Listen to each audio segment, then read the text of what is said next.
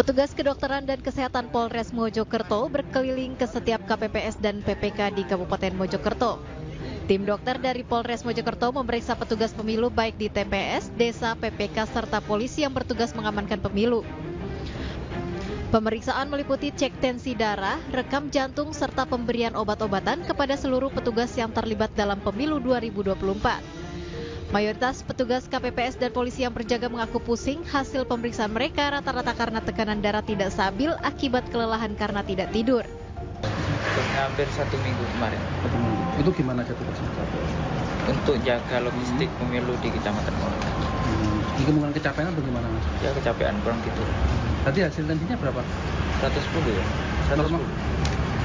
Petugas Dokes Polres Mojokerto memberikan obat kepada petugas KPPS dan polisi yang merasa ada keluhan. Namun jika keluhan berlanjut akan dibawa ke pusat kesehatan terdekat untuk penanganan lebih lanjut.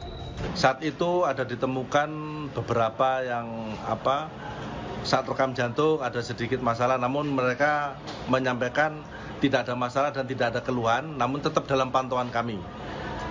Dan sampai saat sekarang ini anggota yang dalam pantauan masih aman dan sehat secara umum di kecamatan maupun di Kabupaten Mojokerto.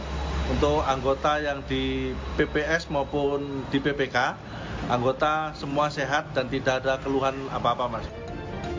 Petugas Dokes Polres Mojokerto akan terus berkeliling memantau dan memeriksa petugas di lapangan di 18 kecamatan di Kabupaten Mojokerto. Dari Kabupaten Mojokerto, Solahuddin Ainus melaporkan. Pemirsa, akibat kelelahan dan memiliki penyakit bawaan atau komorbid, sejumlah petugas KPPS di beberapa wilayah di Indonesia meninggal dunia. Data Kementerian Kesehatan menyatakan 27 petugas KPPS meninggal dunia selama pemilu tahun ini.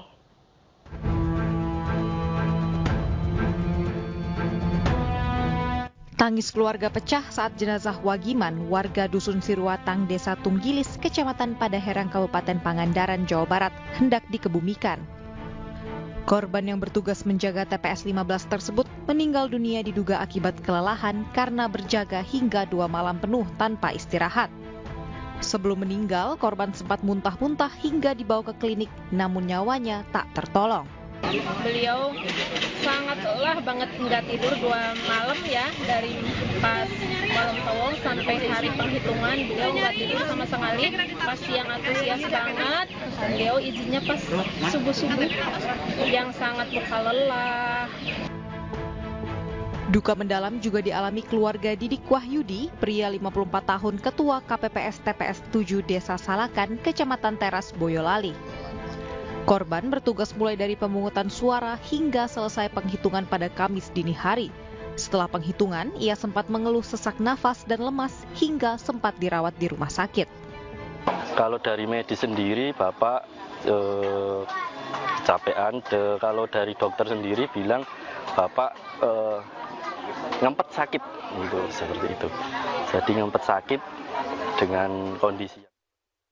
Pemirsa, komedian Alfian Syah Komeng kagetkan netizen.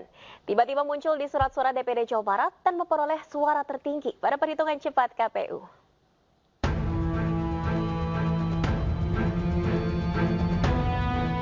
Komedian Alfian Syah Komeng atau lebih dikenal dengan Komeng membuat gempar Indonesia lantaran muncul dalam surat suara calon anggota DPD dari Jawa Barat pada pemilu 2024 dengan foto pose nyeleneh.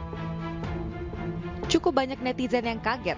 Komeng ikut berkontestasi pada pemilu ini lantaran tidak ditemukan baliho dirinya di sudut-sudut jalan. Namun siapa sangka, Komeng ternyata mendapat suara terbesar dalam perhitungan KPU sementara. Berdasarkan hasil perhitungan suara sementara di situs KPU hingga Sabtu siang, Komeng mendapat 1,4 juta suara atau 12,26%. Angka tersebut jauh melebihi calon lain dalam surat suara DPD Jawa Barat. Netizen menganggap Komeng sebagai legend karena dianggap bisa menarik suara banyak tanpa melakukan kampanye besar-besaran serta menggunakan foto dengan pose nyeleneh pada surat suara. Tim Liputan iNews melaporkan.